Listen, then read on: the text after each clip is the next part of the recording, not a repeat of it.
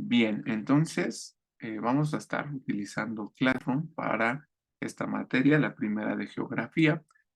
Son 3 semanas únicamente para estas dos materias. Por lo tanto, pues vamos a tener 6 clases y de esas 6 clases, 3 serán para la parte de geografía y 3 para la parte de economía. Y pues bueno, ya lo vamos a ir platicando. Obviamente para la parte de economía vamos a tener otro Classroom, al ser otra materia, pues necesitamos otro Classroom. La parte de la evaluación va a ser importante empezarla a tratar. La vamos a poner aquí en pantalla. Y aquí la primera parte que voy a necesitar que ustedes participen. Vamos a tener 3 rubros,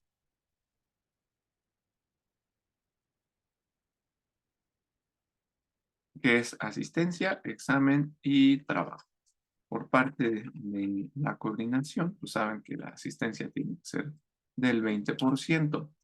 ¿Cuánto le ponemos al examen y cuánto al trabajo? ¿Les parece 40% y 40%? Escucho propuestas.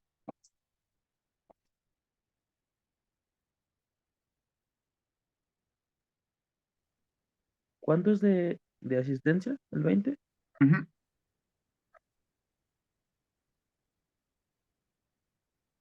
Pues sí, a mí sí me parece. Su compañero piensa que 40% examen, 40% trabajo. ¿Los demás qué dicen? ¿Ya se durmieron tan temprano? Sí, está bien, yo también opino lo mismo. O como era en presencial, que era 80% examen, ¿no? Y 20% asistencia. También estaría bueno. 80% del examen y 20% de la asistencia. Nicolás dice que igual 40. Y va ganando la parte de 40% y 40%. Que la ventaja del examen al 80%, pues es que el examen es, sí. 40%. ¿Cuánto, perdón, Giovanna? Yo también opino que 40 y 40%. Bueno, entonces, pues, por democracia, no digan que no fue democracia, 40, 40 y 20. Examen, 40%, trabajo, 40% y asistencia, el 20%. Entonces, atención por lo siguiente, los trabajos se suben a las con las siguientes características. Con las siguientes características. 1, no trabajos a computadora. 2, todos los trabajos deben ser realizados a mano. ¿Y cómo van a hacerle para subir sus tareas a mano? Pues bueno, le toman una foto y la suben a la plataforma. 3, por lo tanto, las fotos del trabajo deben de ser nítidas y entendibles. ¿Sí? Esas son las 3 disposiciones que ustedes van a tener en consideración para enviar sus trabajos. La primera es que no pueden mandar trabajos a computadora, obviamente tampoco desde el celular, utilizando las notas y cosas por el estilo. 2, todos los trabajos pues, deben ser realizados a mano, van a agarrar un cuadernito, como si estuvieran en presencial, van a hacer su trabajo ahí y pues bueno, van a tomarle una foto y subirla a la plataforma. Por lo tanto, las fotos del trabajo pues deben de ser nítidas y además entendibles. ¿Sí? ¿Preguntas sobre esto, chicos? Creo que es muy sencillo, pero ¿hay alguna pregunta, alguna duda sobre esto?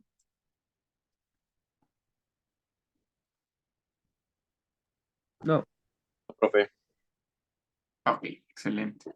Entonces, bueno, tenemos varios que antes iban o estaban conmigo en presencial y que ahora les va a tocar vía Zoom, ¿no? Para todos ellos, pues ya sabrán que esto es muy, muy sencillo. Ujú. Vamos a estar hablando sobre geografía y pues bueno, al igual que en presencial, damos un breve receso antes de terminar la primera hora. Esto para que relajen su mente, para que no se me estresen, que no empiecen a desvariar. Y si están dormidos, pues bueno, tengan la oportunidad de despertarse, de espabilarse un poco y pues bueno, retomar la clase. Van a tener algunas ventajas con respecto a sus compañeros que están en presencial. Una de estas grandes ventajas pues es que tienen su computadora o el internet a la mano, ¿no? En caso de que lo estén haciendo desde su teléfono celular. Por lo tanto, pues la tarea les va a resultar más sencilla. Obviamente el examen va a ser muy, muy sencillo. Si ustedes pueden checar internet, va a ser de veras que si no pasan esos exámenes es porque de plano no quieren pasar. Entonces, bueno, de esta manera vamos a estar evaluando esta primera materia, geografía, y también la segunda materia de, de economía, ¿no? Vamos a dejarlo con ese nombre, economía. Evaluación, asistencia 20%, examen 40%, trabajo 40%, los trabajos se suben a Classroom con las características que ya hemos mencionado acá abajo. Entonces, ¿alguna queja, alguna sugerencia con respecto a, a la parte de la evaluación? Sí.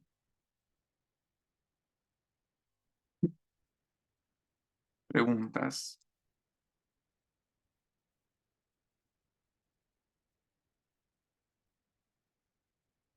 Preguntas, dudas. No, profe. No, ok, No, profe. ok, muchas gracias a todos. Ok, pues vamos a empezar. Ahora sí, directamente nos vamos a ir a nuestra materia. Ahora sí, vamos a entrar en materia. ¿Qué onda con su compañero? Me sigue mandando mensajes de que no puede iniciar.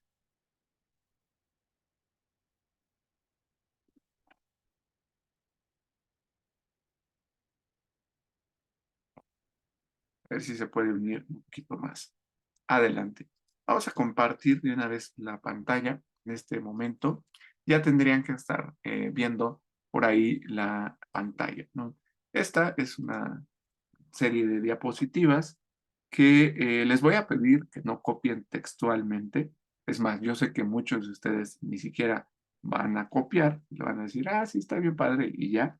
Pero si están copiando algo en alguno de sus cuadernos, no la copien textualmente. Hay muchas cosas que van a ver en esta diapositiva que sirven más bien como a manera de ilustración. Es decir, que vamos a tener, pues nada más para explicar un punto que vamos a estar comentando.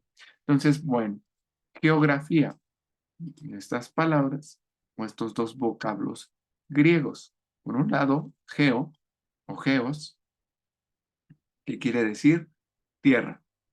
Y por otro lado, grafía o grafos, que viene propiamente de grafos, que es descripción.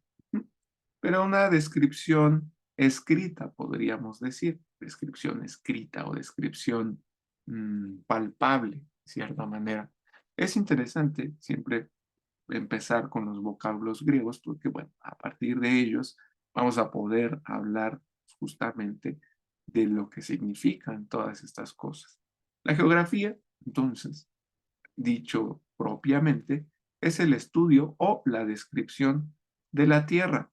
Yo sé que ustedes ubican la geografía actualmente directamente con respecto a los mapas, pero dense cuenta de lo siguiente.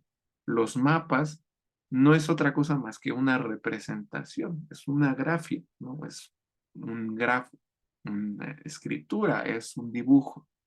¿De qué? Pues bueno, de la Tierra. La geografía abarca un poquito más que solo la cartografía, que es la ciencia la creación de los mapas. Ustedes pueden distinguir en esta parte de acá atrás un mapa muy antiguo. Y me refiero a que es muy antiguo porque de esta manera es como la que antes se coincidía, que era nuestra tierra. Si pudiéramos quitar estas letras por un momento y ver el mapa como tal, veríamos que solo tenemos la parte de Europa, la parte de Asia, la parte de África y pues un poquito de aquí de Asia y Rusia y demás, ¿no? Toda esta parte de acá. Recuerden que antes de que Américo Vespucio viniera propiamente continente americano y lo empezara a describir, pues el mundo estaba restringido a aquella región que actualmente conocemos como el Viejo Mundo. El mundo estaba restringido solo a una pequeña parte de toda la Tierra. Y esta pequeña parte de toda la Tierra, pues bueno, involucraba a la región Mesopotamia, a la región de Babilonia, a los etíopes, ¿no? Obviamente estamos hablando de África, a los chinos, que es prácticamente el imperio más, de los más grandes y más antiguos del mundo viejo, ¿no? Y pues bueno, entre ellos a los europeos, o lo que hoy en día conocemos como europeos, pues también están considerados de este lado. El reino de España particularmente. La gente creía que el mundo pues era una especie de plato. Ujú. Era relativamente circular, pero como una especie de plato. Este plato estaba embebido, estaba metido en una gran tina que cubría pues, prácticamente todo el mundo de agua. Es decir, yo podría pararme en la región de Etiopía, la región más cercana al mar, y ver que lo único que hay más para allá es mar. Y si yo pudiera navegar en un barco en este mar, lo que probablemente pasaría, según la idea de los antiguos, pues es que justamente cuando llegara al borde del mar, pues me iba a caer, ¿no? Y me iba a morir, así de sencillo. Entonces, evidentemente, ellos no concebían que existiera un mundo afuera de esto que ellos podían conocer. ¿Por qué podían conocer estas grandes regiones o esta grande región y no lo demás? Bueno, pues porque estas regiones, a pesar de que les tomaría años, pues podían caminarlas sin ningún problema, ¿no? Es decir, no había grandes extensiones de mar que separaban o que separaran estas regiones.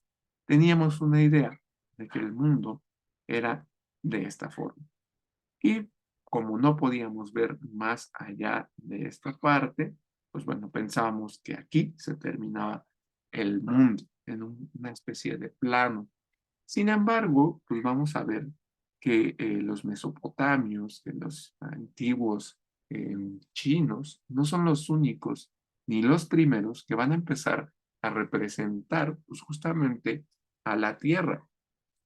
Pensemos en la evolución del ser humano, el ser humano en cuanto ser humano. Se dice que nosotros, la evolución humana, pues comenzó cuando éramos changuitos, ¿no? Una especie de homínidos, una especie de changos que andaban caminando por allí y que andaban cazando. Tenían la particularidad, los seres humanos, de vivir de la caza, cazaban. Ellos iban atrás de los grandes mamuts, atrás de las grandes bestias, las cazaban, se las llevaban, se las comían y al otro día, pues bueno, seguían persiguiéndolas. Esto, evidentemente, para el ser humano le empezó a dar pues, ciertas nociones, entre comillas, de dónde podían ellos encontrar a estos animales. Decían, todos los animales, al igual que nosotros, pues necesitan de tomar agua. Entonces, ¿dónde podemos nosotros encontrar muchos animales? Pues donde haya agua. Ahí donde hay agua, entonces nosotros podemos ir y cazar y comer, ¿no?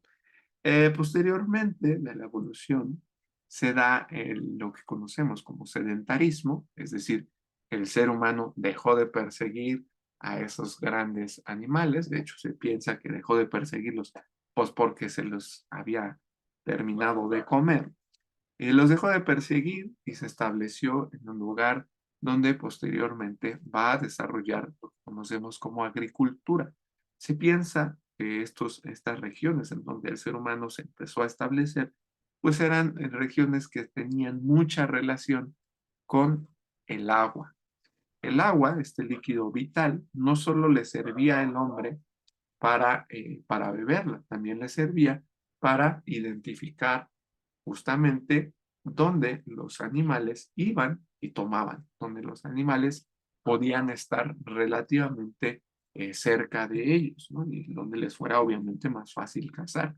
Pero más allá de los simples animales, al tener o empezar a ver la necesidad de cultivar sus propios alimentos, de sembrar, de cosechar, y etcétera, etcétera, se dieron cuenta pues, que las plantas necesitaban agua. ¿De dónde iban a ser más fértiles estas plantas? Pues por muy sencillo, donde hubiera agua.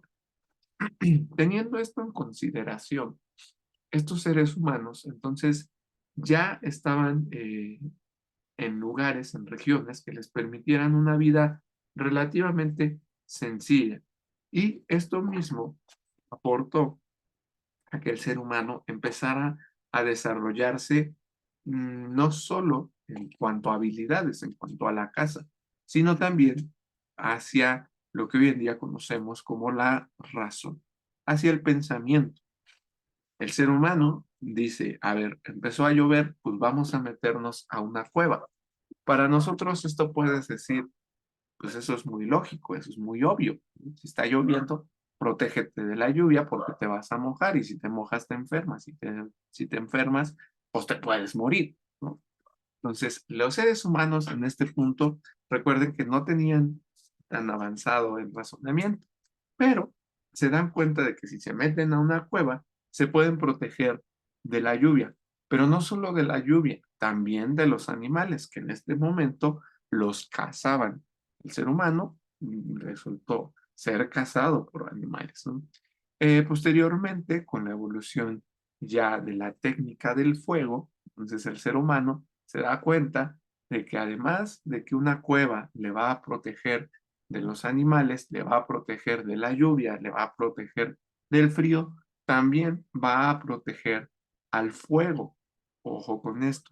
Cuando se da esta necesidad de empezar a utilizar el fuego, entonces vemos que el ser humano se empieza a evolucionar, empieza a cambiar la forma en la cual éste va a pensar, dando como resultado, y probablemente ustedes digan de todo eso que tiene que ver con la geografía, dando como resultado que el ser humano empezara a plasmar en lo que tenía, en este caso, una pared, una roca, cosas que él consideraba importantes para la supervivencia, sobrevivencia, perdón, de su propia especie, de su propio clan. Recordemos que el ser humano era como los animalitos, vivía en manadas. De hecho, actualmente también podemos decir que lo hacemos de esta manera.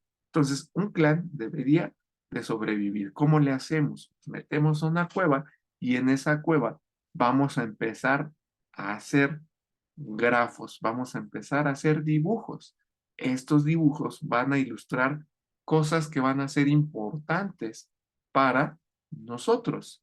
¿Qué cosas importantes podrían ser para este hombre de las cavernas? Les pregunto a ustedes, ¿qué cosas creen que serían importantes para los mal llamados cavernícolas? Si ustedes fueran cavernícolas y tuvieran que pintar en su pared, ¿qué tendrían que pintar o qué pintarían?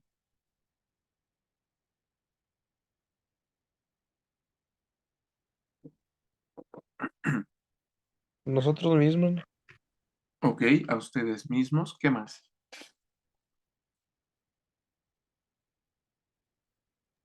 Un método para poder cazar también podría ser.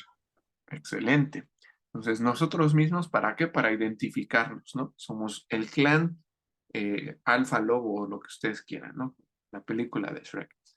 Después, un método para cazar, muy bien. Necesitamos saber cómo le hacemos para cazar. ¿Qué más? ¿Qué más? ¿Qué más?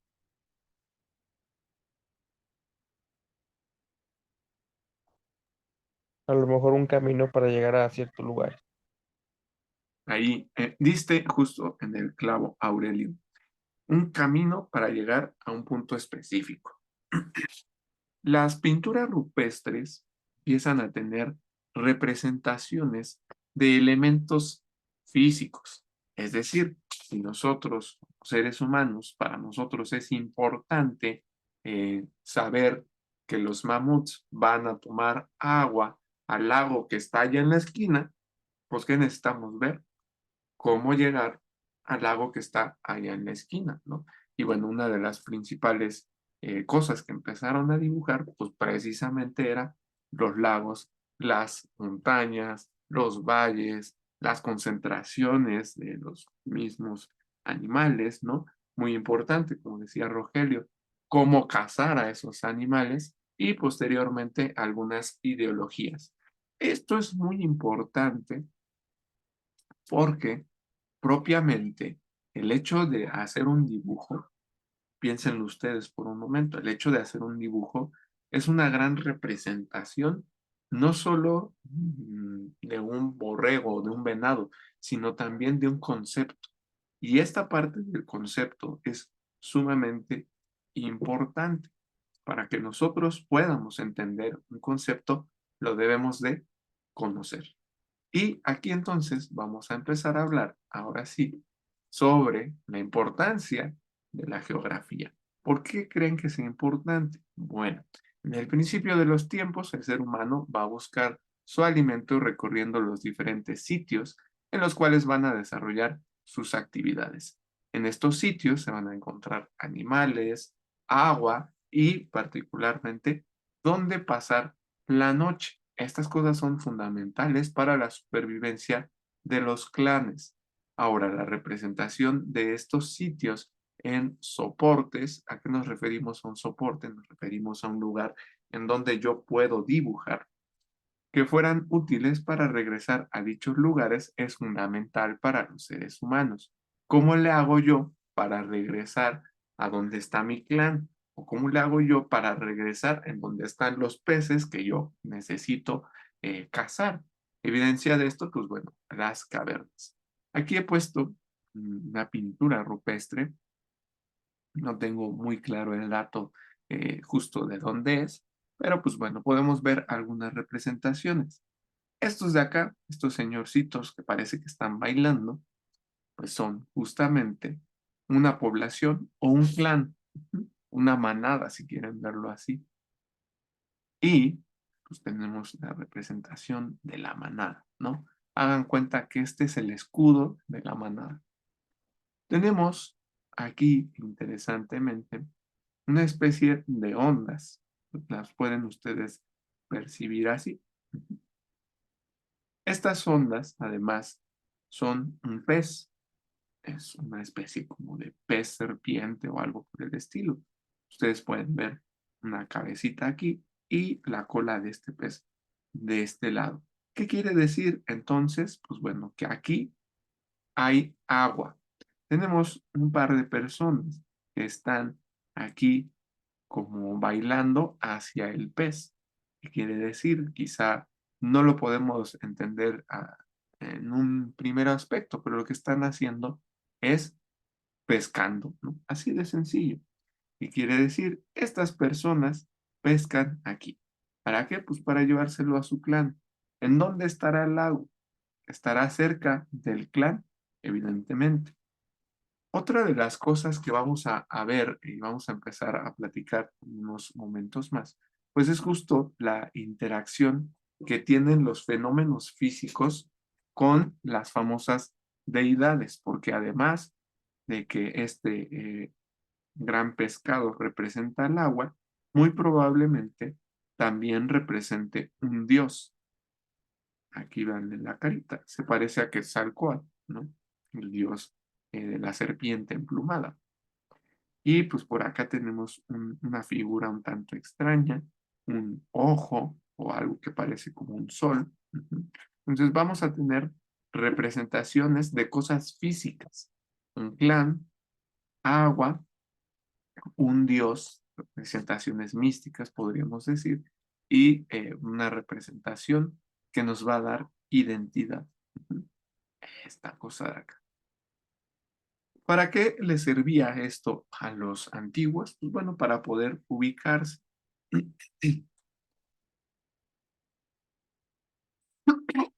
Ojo con lo siguiente.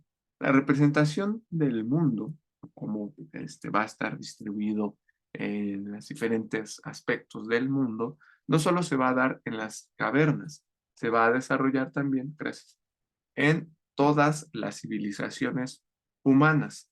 Esto tiene que ver, ojo con lo siguiente, cómo las civilizaciones van a entender el desarrollo de la historia humana y el desarrollo de ellos mismos. Sumerios, babilonios, egipcios y fenicios son los famosos conocidos como Medio Oriente, tienen grandes aportaciones a esta ciencia. ¿A qué ciencia nos referimos? A la geografía. Y estas aportaciones van evolucionando, van cambiando. Como resultado de ello, pues bueno, vamos a tener que la Tierra se va a dividir en 360 grados, que además de que la Tierra se divide en 360 grados, hay diferentes ciclos en nuestra Tierra, años, meses, días y estaciones, horas, etcétera, etcétera, etcétera. Estos de aquí van a ser sumamente importantes, particularmente la parte de los ciclos. Recuerden que en este entonces el ser humano ya es preferentemente agricultor y pues como todo buen agricultor necesita saber cuándo va a sembrar sus semillas, en qué temporada él va a poder cosechar y qué temporada va a necesitar guardar esa cosecha. De hecho, por eso es importante que el ser humano empiece a pensar en cómo irse relacionando con su medio ambiente, con su exterior. Y pues bueno, tenemos en el siglo VI antes de Cristo esto que ustedes están viendo ahí en la pantalla. Es lo que se conoce o se dice que es la primera carta cartográfica o el primer mapa de la historia. Esto se genera en Babilonia, en el siglo VI antes de Cristo, y es interesante lo siguiente. Ustedes pueden distinguir, o más o menos pueden distinguir, en esta parte de aquí, un círculo, y por otra parte, estas especies como de garabatos. Esto de acá arriba es algo que se conoce como escritura cuneiforme. La escritura cuneiforme o en forma de cuña era la forma en la cual los babilonios podían escribir. Hagan cuenta que estos son las letras. ¿Y de qué son estas letras? Bueno, los estudiosos de la cultura babilonia se han dado a la tarea de ir interpretando lo que se puede, obviamente, de esta parte de acá. ¿Qué está relatado aquí? Ojo, no es que los extraterrestres van a venir y que nos van a secuestrar y que nos van a llevar a otro lugar. Lo único que estaban representando los babilonios en esta estela, que por cierto es una piedra grandota, es un mapa. Aquí en medio vamos a tener el centro de la ciudad, vamos a tener calzadas o vamos a tener calles que van a estar representando en este mapa los lugares de importancia. Por ejemplo, donde hay agua, donde hay agricultura, donde hay artesanías, etcétera, etcétera, etcétera. Dicho de otra manera, esto que ustedes están viendo aquí es el Google Maps de los babilonios, ¿no? Ellos iban, veían esta roca, decían, ok, usted está aquí. Si quieres ir a la parte de donde se cosechan, tienes que caminar la calzada y luego dirigirte hacia la izquierda o hacia la derecha en caso de que quieras ir por un pescado. Pero cosa interesante, no solo tenemos indicaciones de cómo llegar a ciertos lugares, que son estas partes de acá, también vamos a tener estos piquitos que ustedes pueden ver de este lado. Este pico de acá, este pico de acá, por aquí hay otro, probablemente de este lado habría más. Y estos picos o estos pilares tienen que ver con la idea de cómo ellos concebían cómo ellos pensaban que el mundo había empezado a existir. Es decir, en estos mapas se plasmaba no solo una ubicación geográfica, sino también una parte idiosincrática o una forma de sus ideas, como ellos van a representar su historia. Ujú. Los mitos de la creación babilónica van a estar relacionados, pues bueno, en esta primera carta cartográfica. ¿Preguntas hasta acá, chicos? ¿Dudas?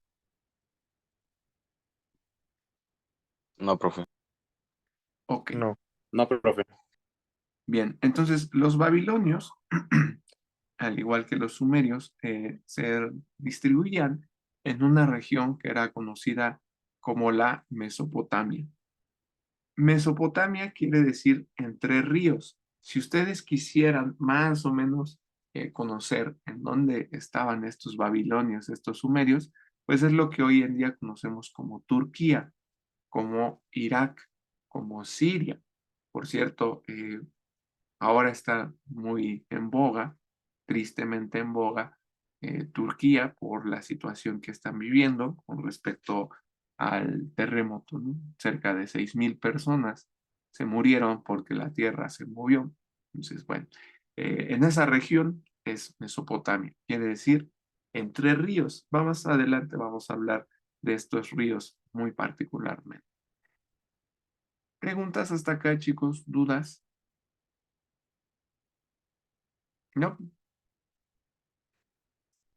No, Ok. profe. No, profe.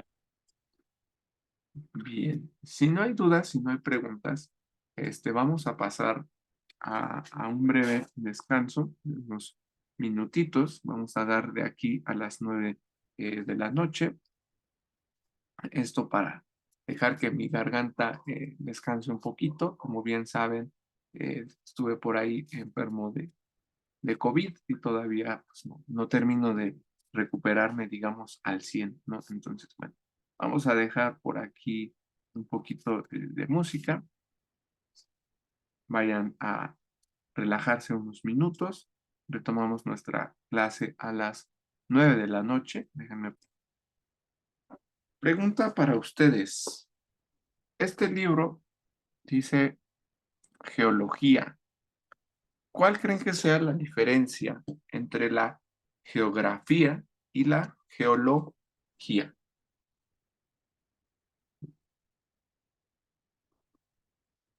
¿Cuál será la diferencia?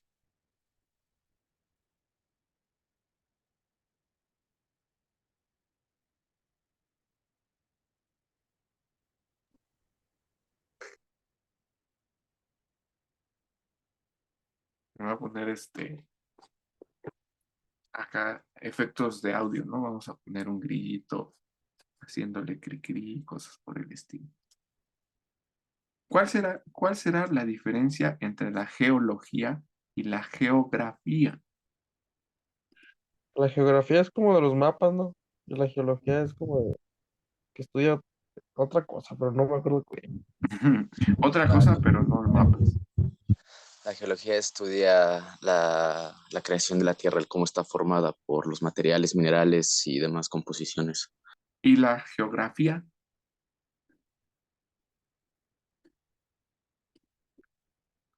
Sí, estás bien, pero ¿y la geografía? ¿Estudia lo mismo?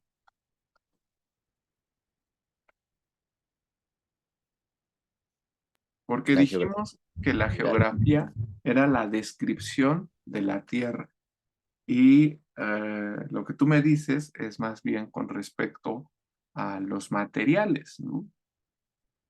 Sí, entonces, ¿cuál es la diferencia? ¿O es lo mismo?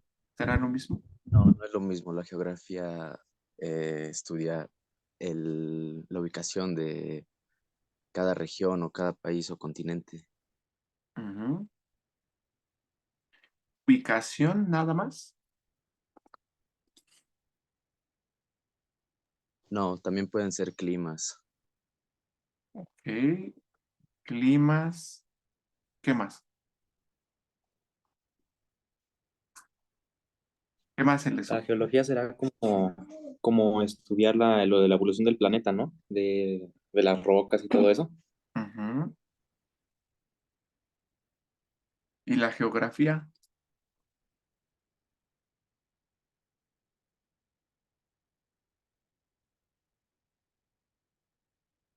Pues será que estudia la superficie terrestre, ¿no? Las características y eso. Ok, La va, geografía. También va las por comunidades, allí. pues las Primera, costumbres de las ok, personas. sí, tiene mucho, mucho que ver eso. Primera tarea para el día de hoy. ¿Cuál es la diferencia entre geografía y geología? ¿Sale? Eso lo van a investigar y lo van a plasmar. Ya han empezado a hablar ciertas cosas que sí tienen mucho que ver, pero como tal no nos dan tanto pues, justamente la respuesta. ¿Cuál es la diferencia? ¿Por qué una se llama geografía y el otro se va a llamar geología? O sea, ¿cuál es la diferencia? ¿Es lo mismo? ¿No es lo mismo? Pues eso me van a decir ustedes. Entonces, ya veníamos hablando antes de nuestro corte comercial acerca de el mundo antiguo. Este es el mapita que puse en la primera diapositiva que ustedes estaban viendo, ¿no? Que les decía, se reducía a esta región de aquí. Etiopía, África, ¿no? De este lado tenemos la famosa botita, Italia, Turquía, todas estas regiones de Asia, ¿no? Vamos a tener cosas muy, muy interesantes. Y una de las cosas más importantes, más interesantes, que de hecho da lugar a la famosa expedición de Cristóbal Colón, pues es que las personas que vivían en este mundo empezaron a intercambiar cosas, empezaron a intercambiar, pues, que las papayas, que los melones, que las nueces, ¿no? Empezaron a intercambiar cosas que se podían comer, cosas que se consumían, plantas medicinales, vamos a ver que va a haber intercambio de materiales, ¿no? Vamos a tener intercambio de oro, intercambio de hierro, intercambio de rocas inclusive, ¿no? Y todo esto pues, se va a dar a través de el mar, el tan famoso y tan conocido mar. Aquí conocemos algunos mares, ¿no? Tenemos el Mediterráneo, tenemos por acá pues, lo que hoy en día conocemos una parte del Atlántico, ¿no? Sería de este lado, pero pues propiamente los que más se utilizaban pues, eran estos mares que estaban al centro, podemos decir de esta manera, al centro de este antiguo mundo. Las personas comercializaban las diferentes especies, las diferentes eh, cosas a través de estos mares de aquí. Y es importante y súper, súper relevante tener en consideración que es el desarrollo propio de la navegación marítima lo que va a dar origen a lo que conocemos propiamente como geografía.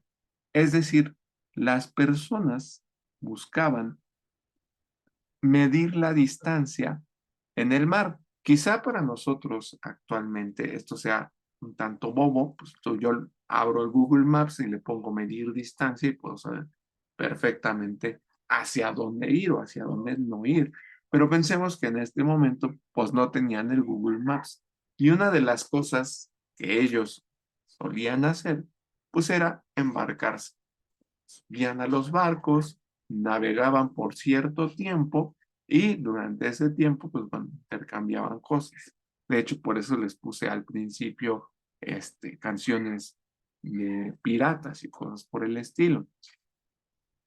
En la tierra, el poder identificar ciertas regiones específicas como un lago, como una montaña, pues es relativamente sencilla porque son distintas, pero en el mar todo es igual, todo está parejito, todo está azul y bien lejos, ¿no? Vamos a ver que esta parte del mar, si yo soy un barquito que apenas va aquí y va hasta esta región, pues difícilmente, difícilmente yo voy a poder ver y decir, ay, ahí hay un Oxxo. Pasando el Oxxo que está en la isla Contoy, entonces ahí te sigues derecho. Pues evidentemente no podemos hacer esto. Empieza a haber algo que se conoce como el desarrollo de la ubicación. Posteriormente, esto, pues vamos a tener la famosa rosa de los vientos, que ya la vamos a comentar más adelante, pero que nos va a servir para ubicarnos en dónde estamos, hacia dónde vamos. Estos tipos de mapas son entonces muy, muy importantes. Si ustedes pueden distinguir, aquí tenemos diferentes rayitas, ¿sí? Y todas estas rayitas tienen que ver con una ubicación geográfica. Vamos a tener una línea central, ustedes pueden distinguir porque están estos personajes soplando hacia el centro, ¿no? Vamos a tener una línea central desde la cual se van a distribuir ahora sí que las siguientes líneas, hacia atrás o hacia adelante. De aquí la famosa división del mundo occidental de este lado y del mundo oriental de este lado de acá, los chinos y los europeos, básicamente. Entonces tenemos esta línea central que va a dividir la Tierra o el mundo, recuerden en este entonces, en diferentes grados. Y aquí la importancia de los famosos grados. Latitud, longitud, son un par de conceptos que ustedes, si no conocen, cuando menos ya han escuchado. Saben de una coordenada que tiene cierta latitud y cierta longitud. Esto tiene que ver pues, con la navegación. Vamos a dividir toda la Tierra en diferentes líneas que primero van a ir paralelamente, los famosos paralelos, y después verticalmente. Esto para dividir la Tierra en pequeños como cuadrantes y poder distribuirnos hacia cierta región. Tenemos lo que se conoce como periscopio, un instrumento interesante para la navegación que nos va a ayudar a medir dónde está el norte y hacia dónde nos vamos a dirigir. Si yo estoy aquí y voy a ir a Asia, que es esta región de aquí, pues yo tendré que dirigirme hacia el norte y después hacia de este lado, hacia el occidente, hacia el oriente, ¿no? Me voy al norte, estoy aquí en el centro, me voy al norte y después tengo que ir hacia el oriente. O si yo quiero ir a Italia y estoy aquí, pues voy a tener que ir al norte, pero voy a ir a occidente. En vez de oriente, occidente. Empezamos a tener de cierta manera una noción de la distinción justamente entre la derecha, la izquierda, arriba y para abajo, norte, sur, este y oeste. ¿Sí? Esto posteriormente lo vamos a retomar, solo es para que ustedes vayan, vayan fijándose en qué parte, en qué región histórica nos encontramos en este entonces. Los seres humanos entonces van navegando en el mar. La navegación propiamente nos ayuda a crear este tipo de mapas. Podemos ver a lo largo de ir navegando los diferentes mares o ir explorando las diferentes regiones, pues cómo está distribuida esta tierra. Este mapa es muy interesante, es muy curioso, porque ustedes van a ver estas como arrugas que va a tener el mapa. Propiamente están buscando ilustrar montañas. Además tenemos líneas que ilustran ríos, ¿no? Por aquí tendría que estar el Nilo, por ciento. Aquí estaría Egipto. Y pues vamos a estar ilustrando cosas que van a ser importantes para identificar ciertas regiones, por ejemplo, algún tipo de árbol específico, alguna formación rocosa o algunas montañas específicas, el desemboque de los ríos y pues obviamente el nombre de las ciudades, el nombre de los pueblos. Todas estas cosas se empiezan a plasmar y es que el ser humano empieza a distribuirse por todo este mundo. La construcción de mapas entonces ayuda a establecer rutas comerciales, las cuales van a permitir el intercambio de los diferentes productos que eran utilizados cotidianamente, como les venía diciendo. Posteriormente, estos mapas se van ampliando según se van dando exploraciones del viejo mundo al nuevo mundo. Ojo con lo siguiente, Cristóbal Colón no se da cuenta de que América existe. Cristóbal Colón viene a explorarla. Es distinto descubrir que explorar. El que sí la podríamos decir que la descubrió, pues fue Américo Vespucio, por ahí del siglo XV. Américo Vespucio agarra y se mete en un barquito y sale hacia el continente americano, ¿no? Lo describe a muy grosso modo, de hecho, la forma era muy similar a esta que están viendo aquí, como una especie de pelota y una región intermedia. Divide a Américo Vespucio, entonces, esta región en tres grandes partes: Norteamérica, Centroamérica y Sudamérica. La parte central, la parte hacia el norte y la parte hacia el sur. Américo Vespucio empieza a revisar esto y dice, ¿cómo se llamará esta nueva tierra que yo acabo de descubrir? Pues América. Soy Américo, le voy a poner América. Y se llama continente americano gracias a Américo Vespucio. Posteriormente, Cristóbal Colón, ahora sí, llega con su famosa India, Pinta y Santa María y se da a la tarea ahora a explorar este continente nuevo. Por ahí dicen con el apoyo o la treta de que había encontrado una nueva manera de llegar a la India, que iba a ser más rápida, pues bueno, viene a investigar todo esto de acá. Cosa curiosa, cuando viene a investigar, pues se lleva muchas cosas de este de este nuevo mundo hacia el viejo mundo, donde las va a presentar y pues se van a dar cuenta de que este lado no eran las Indias, sino era América. Y esta América pues va a tener muchas riquezas que posteriormente van a derivar en que las grandes naciones, entre comillas, porque todavía no eran como tal grandes naciones, de estas regiones del viejo mundo, empiecen a explorar y empiecen a conquistar las diferentes regiones, pues bueno, de América. Conflictos bélicos, batallas, digamos, sociales, batallas económicas, se empezaron a dar en la región de nuestro continente por la ambición del viejo mundo. Es hasta el siglo XIX cuando, gracias a este personaje que está en este momento caricaturizado, se puede decir que la geografía ahora sí ya es una ciencia. El siglo XIX, entre muchas cosas, muchas otras cosas, se caracterizó justamente por grandes descubrimientos, grandes teorías, entre ellas pues, con el desarrollo de algunas ciencias que se conocían como pseudociencias, pensaban que no servían para mucho, y se empiezan a desarrollar y pues llegan a ser una ciencia propiamente dicha. Humboldt es conocido como el padre de la geografía moderna y gracias a él hoy en día conocemos a la geografía como ciencia y no como una disciplina y no como un simple invento, una ciencia.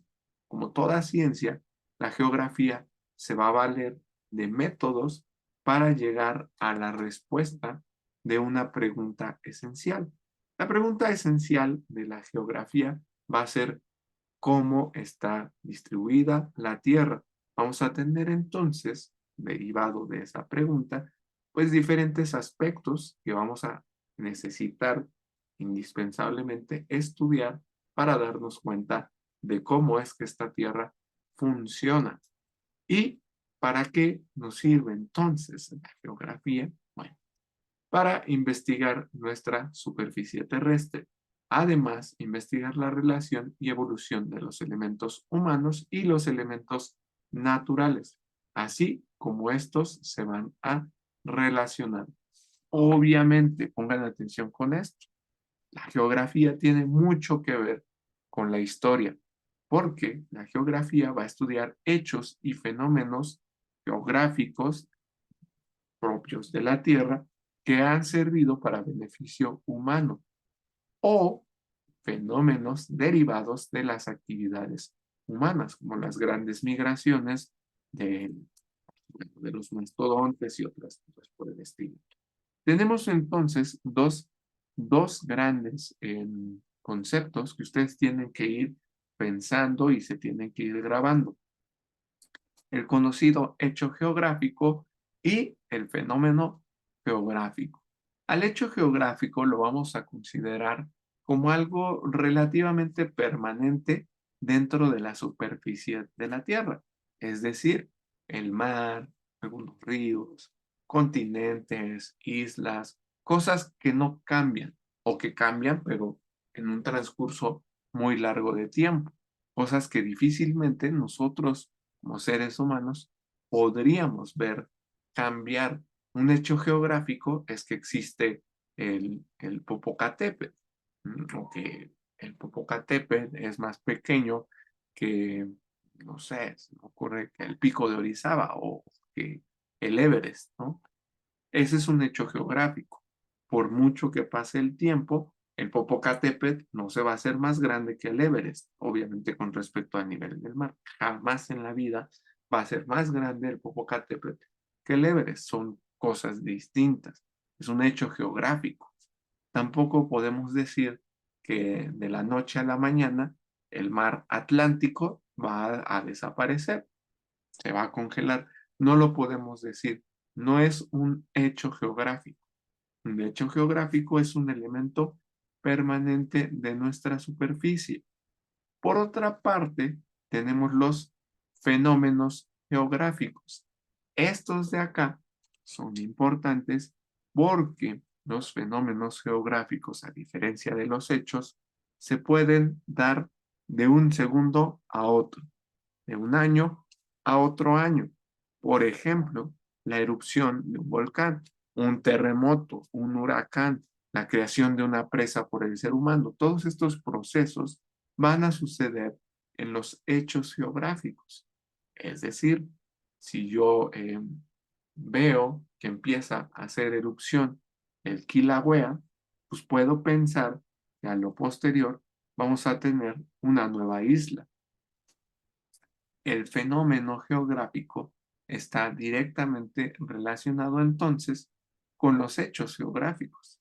Si pensemos de esta manera, si en este momento llega un gran terremoto y parte a la Ciudad de México en dos, ¿no? Abre la tierra en dos partes, pues ahí ya va a haber un fenómeno geográfico que a lo posterior va a convertirse en un hecho geográfico. Porque si partimos a la Ciudad de México en dos y dejamos una gran zanja de 1 kilómetro entre estas dos mitades, pues difícilmente vamos a pensar que podemos rellenar ese hueco y que la ciudad va a volver a ser como antes era. Eso sería absurdo, ¿no? Entonces, un fenómeno geográfico es un proceso que suele ser repentino o durar muy poquito tiempo. Por otra parte, un hecho geográfico es un elemento que va a ser casi permanente. Y digo casi permanente porque también estos hechos pueden cambiar, ¿no? Tal es el caso de la Pangea, un gran continente que después se derivó en varios. Era el hecho geográfico que existía un gran continente. Actualmente, para nosotros, existen varios continentes, no solo uno. Entonces, estos dos están íntimamente relacionados. Un hecho geográfico puede proceder de un fenómeno geográfico y un fenómeno geográfico se está realizando o está llevándose a cabo en un hecho geográfico. ¿Dudas sobre esto? Yo sé que a veces esto es un poquito mareante, ¿no? ¿Dudas sobre esto? ¿Preguntas?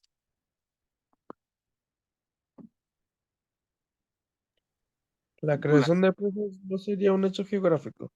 ¿Cuál, perdón? La creación de presas. La creación de presas, no, como tal no.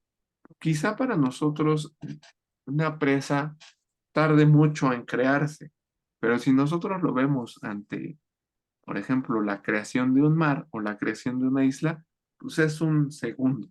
Además que la mayoría de fenómenos geográficos causados por el ser humano son reversibles. Es decir, si yo hago una presa en un gran río, lo cierro, se va a hacer obviamente un gran embalse o se va a juntar mucha agua, ese río ya no va a correr. Pero si yo destruyo esa presa, pues el río va a seguir por donde antes corría, ¿no? Lo que dicen que la tierra o el agua tiene memoria, va a pasar por ahí. ¿Por qué? Pues porque, por ejemplo, un río tiene mucho que ver con las montañas y una montaña no va a cambiar si yo hago una presa. Como tal, no se considera hecho geográfico por la duración de esta situación. No sé si con eso contesto tu pregunta. Sí, sí. Ah, entendí.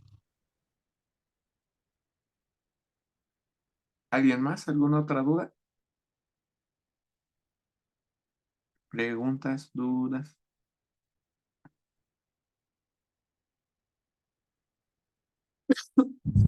No, profe. ¿No? Ok. Entonces, ¿cómo le hacemos para investigar estos hechos geográficos, estos fenómenos? ¿Se relacionan? Evidentemente, sí. ¿Esta relación genera nuevas cosas? Pero por supuesto que sí. Vamos a tener varios puntos de referencia que tenemos que considerar para poder estudiar ya sea un hecho geográfico o un fenómeno geográfico, perdón. Estos puntos van a tener necesariamente mucha relación con la historia propia de la geografía, también conocidos como las 5 normas geográficas. Los hechos geográficos y los fenómenos geográficos se van a investigar según lo siguiente. Ojo, esto que están viendo aquí en pantalla, si lo están copiando, les voy a detener en este momento. Espérense tantito, porque esto que está aquí lo pueden encontrar casi textualmente en su guía. Entonces, también lo pueden checar en la guía. Primero, tenemos que darnos cuenta o tenemos que pensar que cualquier hecho geográfico o cualquier fenómeno geográfico debe de tener una localización, es decir, un lugar en donde se va a presentar una región natural, un área de cultivo, en el caso, bueno, de fenómenos humanos, y pues bueno, esto tiene una latitud, tiene una altitud, tiene un límite y una superficie determinada. Es decir, cualquier cosa que pase en el mundo tiene una ubicación puntual. No puede haber dos. La Ciudad de México no puede estar aquí donde vivimos o en Rusia. No, solo está aquí. Es una localización, un punto específico, irrepetible, ¿no? Una región natural específica, una latitud específica, una altitud con respecto al nivel del mar específica, un límite específico y una superficie específica. Localización. Si yo quiero estudiar, por ejemplo, el Popocatépetl, ¿no? El volcán que está cerca de la Ciudad de México, pues yo tengo que buscar cuál es la latitud del famoso volcán Popocatépetl, cuál es la altitud de ese volcán, cuáles son los límites y cuál es la superficie que va a abarcar dicho volcán. Pensemos en el lago de Pátzcuaro, por ejemplo, se me ocurre. Si yo quiero investigar el lago de Pátzcuaro, perdón, desde un punto geográfico, necesito saber, pues, dónde está. Ujú. En qué latitud, qué altitud, en qué límite y cuál es la superficie que presenta. Si yo lo quiero estudiar con respecto al tiempo, pues bueno, puedo darme cuenta si esa superficie ha crecido, ha decrecido, si el límite se ha aumentado, se ha disminuido. La latitud y la altitud obviamente no van a cambiar y pues bueno, esa sería la primera, la norma que yo necesito plantear para investigar cualquier fenómeno o hecho geográfico. Segundo punto, la causalidad. Todo, todo lo que pasa en este planeta, cualquier hecho, cualquier fenómeno geográfico, debe de tener una causa que le dé origen. Es decir, si llueve, si tiembla, si de repente, no sé, cae un meteorito ahí, hay algo que le da origen a ese hecho o a ese fenómeno. Si alguien agarra y pone una presa, pues ese tiene que tener una causa. Es decir, las cosas no se pueden dar no más porque sí. ¿Por qué llueve? Bueno, porque hay una corriente de aire más denso que otros, se combinan, entonces, bueno, dan precipitación. ¿Qué me ocurre? ¿Por qué está temblando? Bueno, pues porque hasta abajo de la Tierra tenemos capas o tenemos las grandes masas continentales que van a estar moviéndose, las placas chocan y entonces cuando chocan, pues se siente el temblor, ¿no? Esa es la causa. El efecto o el fenómeno que nosotros vamos a poder ver es un sismo. Causalidad. Permite identificar el porqué de un hecho o fenómeno geográfico. Las cosas no se dan nomás porque sí. ¿Por qué explotó el Kilauea? Ah, pues porque Dios lo quiso. Teológicamente funciona, pero científicamente no. Necesitamos saber por qué es que explotó el Kilauea. ¿Por qué tembló en Turquía? Bueno, pues porque a Dios le caen mal los turcos. Y de igual manera, eso no es una explicación científica. La explicación científica sería, pues bueno, es que aquí hay una masa continental, acá hay una placa así asado, y pues se movió la placa, ¿no? Así de sencillo. ¿Por qué, no sé, tantas explicaciones de ese tipo, ¿no? Todo desastre natural, vamos a decirlo entre comillas, pues tiene una causa. No es nada más porque sí. Hay una causa específica y determinada. A veces esa causa es humana y a veces no es humana. ¿Preguntas hasta acá? ¿Dudas con respecto a estas dos primeras normas?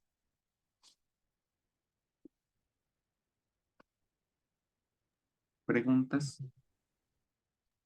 No, profe. Ok.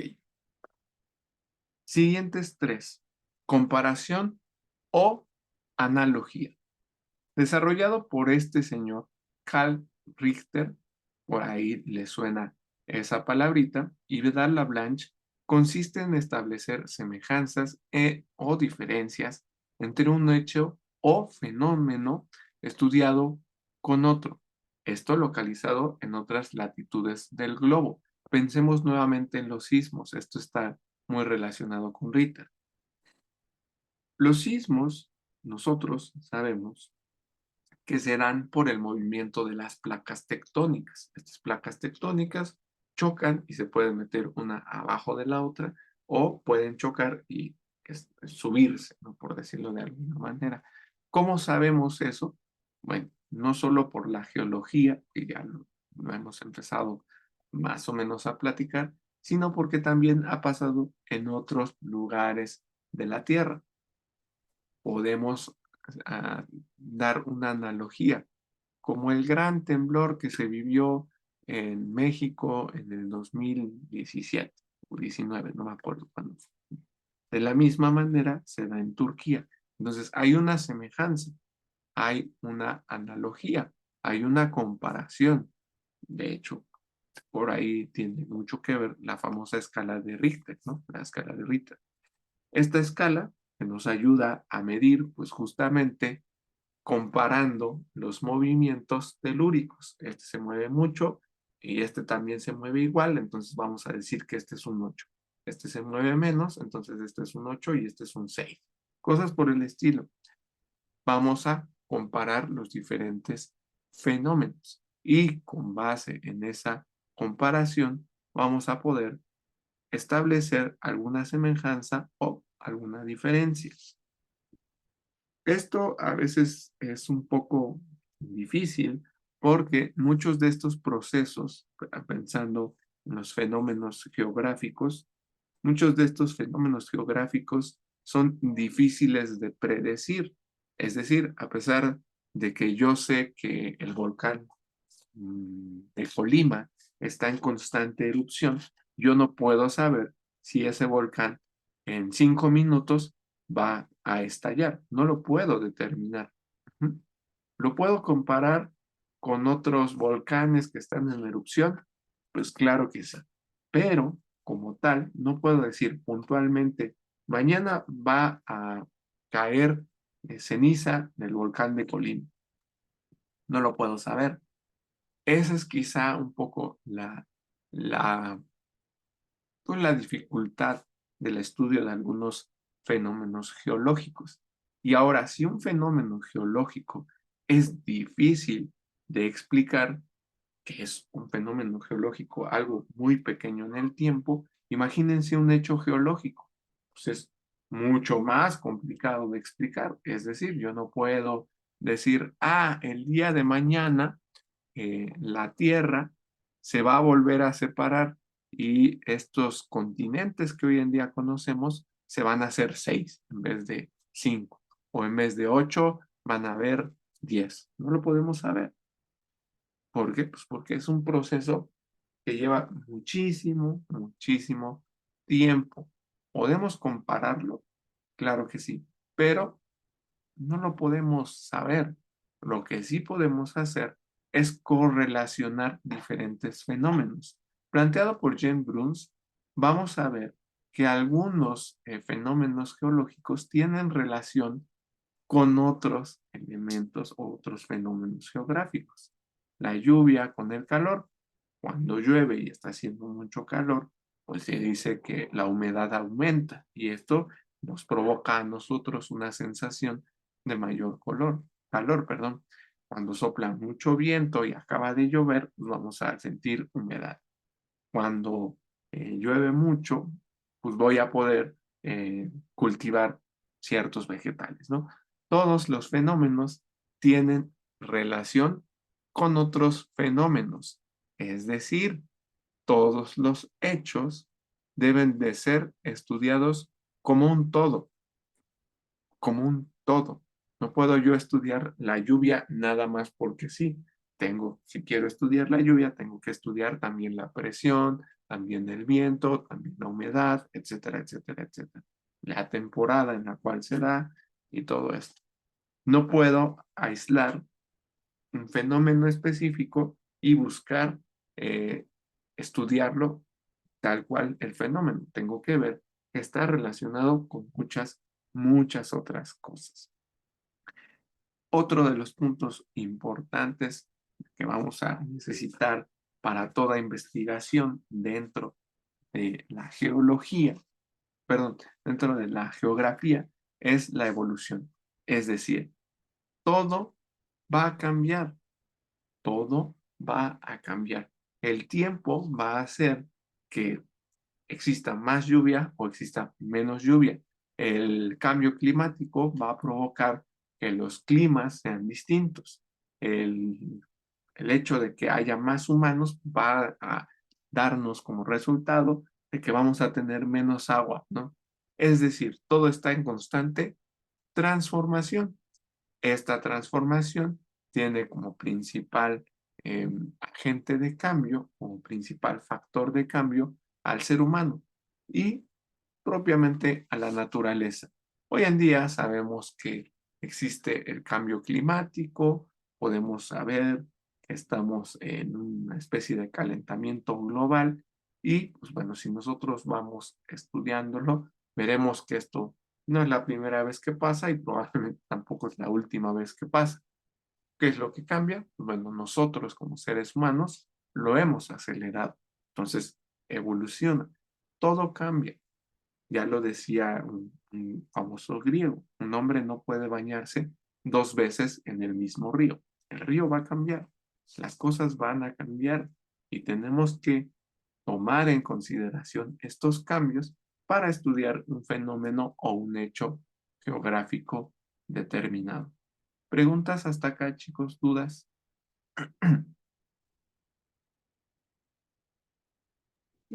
No, ¿Seguros? No, profe. Ok, entonces vamos a continuar y ya en unos minutitos más terminamos el día de hoy.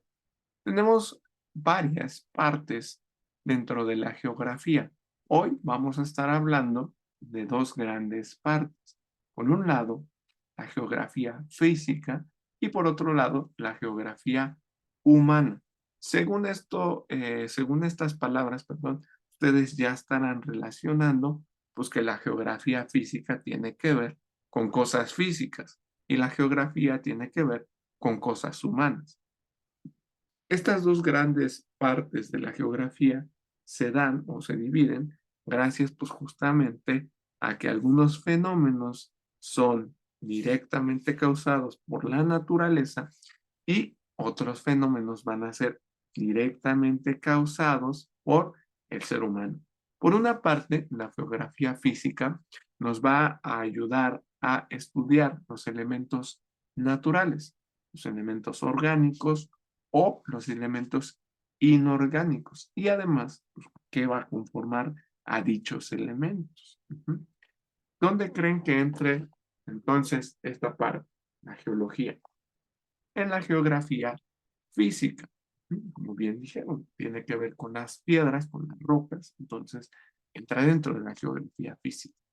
Por otra parte, en el caso de la geografía humana, vamos a estudiar elementos culturales, elementos humanos que van a tener relación con el medio físico, donde estos mismos elementos van a tener un origen. La geografía humana estudiará elementos culturales, elementos humanos y la relación que estos van a conservar con respecto al medio físico. Lo vamos a ver un poquito más adelante. Obviamente y evidentemente, a su vez, la geografía física se va a dividir en diferentes ramas de estudio. La geografía humana se va a dividir en diferentes ramas de estudio también. ¿Preguntas hasta acá, chicos? ¿Dudas?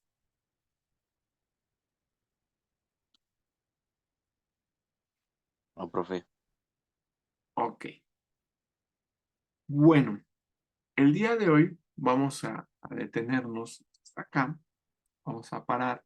Nos falta ver algunas situaciones por acá con respecto a la geografía física, la geografía humana, pero quiero que se vayan con la siguiente duda en su cabeza. Esto no va a venir de tarea, pero va a ser importante que lo tengan en consideración.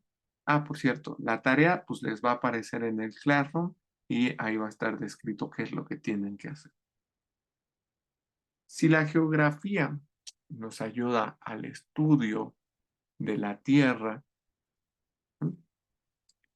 Y la geografía focalizado más en la parte humana va a estudiar elementos culturales o humanos,